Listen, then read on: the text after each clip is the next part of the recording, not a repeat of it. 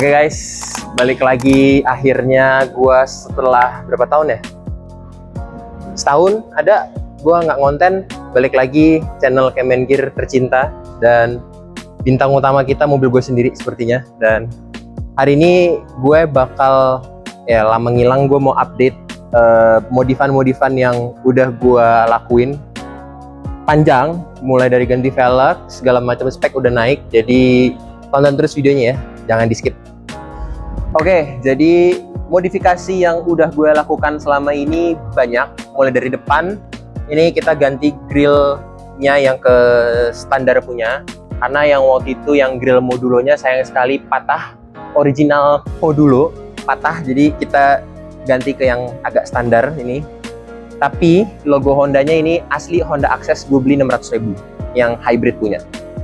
Berikutnya dari sektor lampu standar masih gini-gini aja, cuman tadinya kan ini spotlight ya, spotlight warna biru hybrid, cuman gue lepas jadi biar clear, cuman ninggalin gosong di sini, jadi ya udahlah nggak apa-apa ya.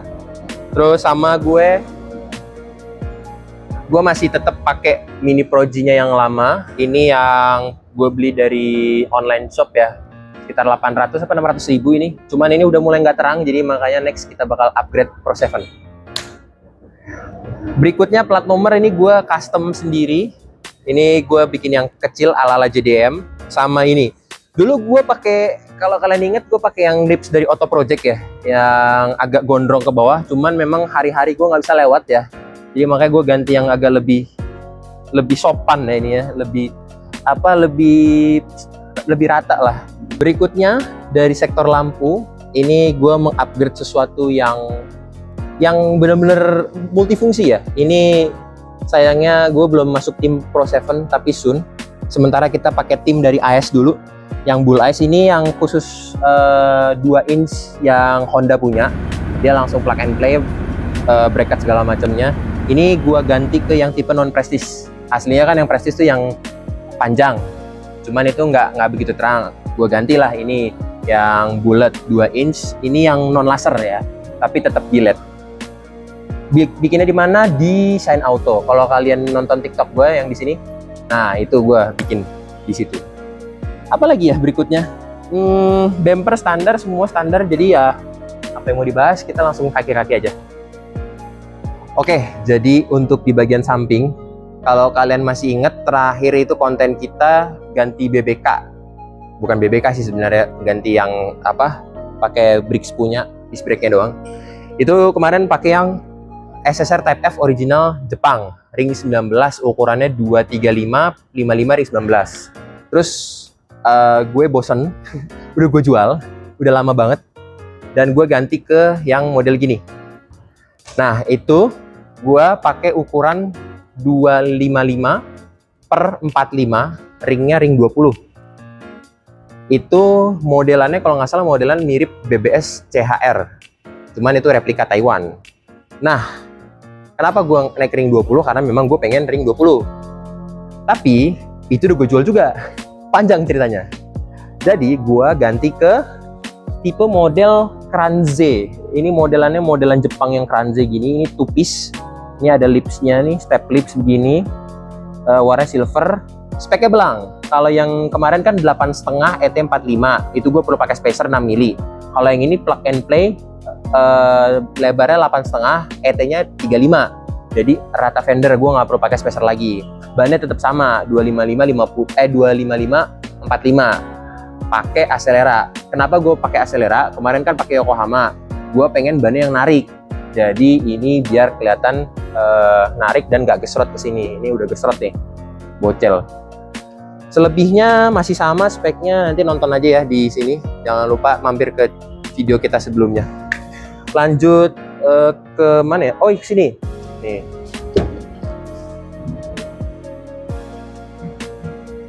Nah, ini boleh merapat. Ini masih seperti yang sama. Kemarin gue beli dari Auto Tivo. Ini yang sequential kayak Lexus. Masih sama. Ini yang kayak kemarin spionnya.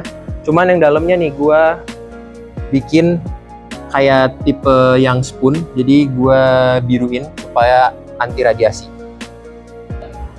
Nah, untuk di bagian belakang ini gue ganti yang sama. Jadi ini velgnya jujur ini lebar banget. Ini gue pertama kali pakai velg 9,5 ET35. Pas saat gue beli, gue bingung bakal gesrot atau enggak. Ternyata alhasil enggak. Jadi ini masih jauh dari kata gesrot. Makanya ini sebenarnya masih bisa pakai spacer lagi, cuman enggak. Dan untungnya gue pakai 255, jadi biar narik banget. Kayak punyanya Om Harun tuh, jadi apa agak narik. Makanya bagus. Dan nggak lupa ini lock nutnya original Jepang bro, nggak main-main kita. Ini yang apa L45, jadi yang lebih panjang lagi daripada L42 kalau nggak salah. Jadi ini yang race ori Jepang ya. Terus sisanya nggak ada lagi sih. Side skirt masih sama kayak di video sebelumnya. Ke belakang aja yuk. Oke, buat di belakang sepertinya nggak banyak berubah. Nggak kayak yang di depan. Di depan banyak berubah. Yang belakang tuh masih sama. Masih seperti yang sebelumnya sih. Spoiler dari Auto Project, diffuser dari Auto Project. Terus ini sini dikit.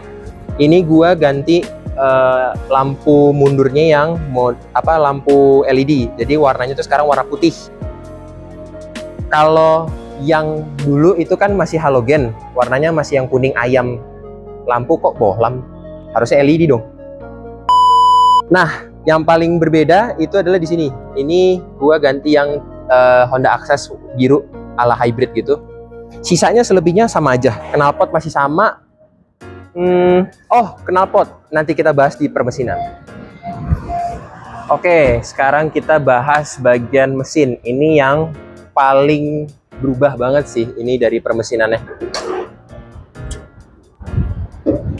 Nah, jadi sebenarnya basicnya masih sama, L15B7. Tenaganya sekarang udah naik. Kemarin itu kita remap terakhir 215, sekarang udah naik 220. Torsinya kemarin 269, sekarang naik 270-an. Apa yang bikin naik? Jadi pertama, gua ganti open filter yang ala BRD.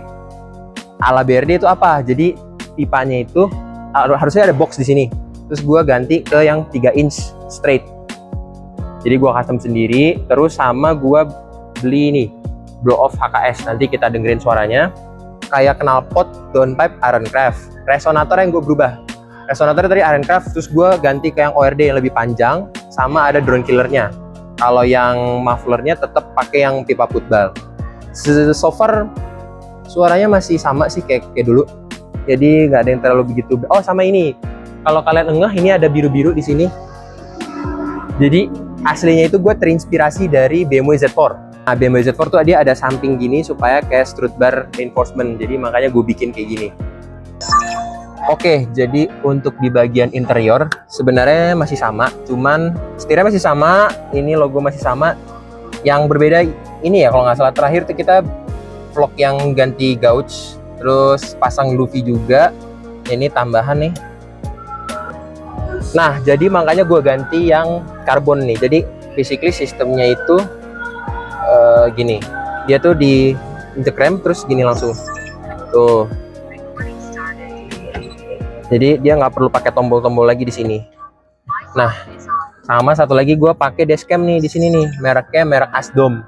Murah kok, cuman 500.000, gue beli di toko hijau. Oke, jadi segitu aja review dari bintang tamu kita, yaitu Sharpie, aka CR-V Turbo tahun 2017. Jadi setelah lama ngonten, akhirnya gue memutuskan untuk kita balik konten lagi. Nanti bakal ada mobil-mobil teman-teman gue yang bakal gue review untuk menemani episode-episode kedepannya. Jadi episode kali ini kita bahas tentang mobil utama kita. Dan ini mohon maaf ya kalau suaranya agak ya, karena ini gue harus deketin karena di luar berisik banget. Jadi ya udah segitu aja. Jangan lupa subscribe dan like this video. Jangan lupa juga untuk pantengin Instagram kita, TikTok sekarang kita baru main. Terus YouTube Short sekarang kita baru main juga. Jadi ya udah segitu aja.